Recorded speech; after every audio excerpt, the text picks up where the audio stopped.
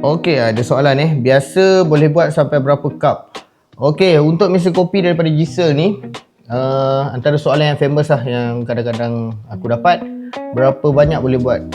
Untuk aku tak tahu untuk berapa, macam mana, berapa sesi ke apa kan. Tapi secara umumnya lah, jawapan ni dia secara umum.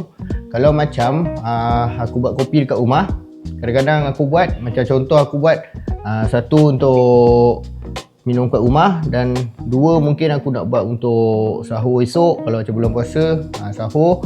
Ataupun kalau macam bulan biasa, satu untuk nak buat pergi kerja. So total kadang-kadang dalam 3 cup untuk satu sesi.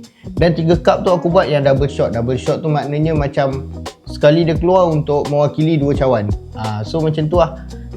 Mesin ni dia sebenarnya untuk kegunaan rumah. Kalau macam setakat bawah 10 cup tu masih tak ada masalah lagi lah.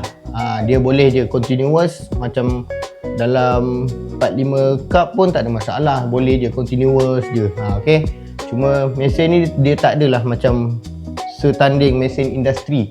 Mesin industri dia lain, macam yang kita tengok dekat kedai kadang-kadang kan, dia boleh brap buat. Tapi mesin ni taklah, mesin ni dia jenis home mesin. Dan harga dia pun taklah terlalu mahal, jadi berbaloi lah untuk kegunaan dekat rumah. Okay. So siapa-siapa yang tengah nak mencari mesin kopi, apa kata boleh cubalah daripada Jisel ni, sebab mesin kopi ni dia dah siap grinder, dia dah siap brewer, dan dia dah siap juga untuk nak steam susu, nak jadikan foam. Okay. So nak dapatkan mesin kopi ni, boleh tengok dekat bawah. Terima kasih. Assalamualaikum.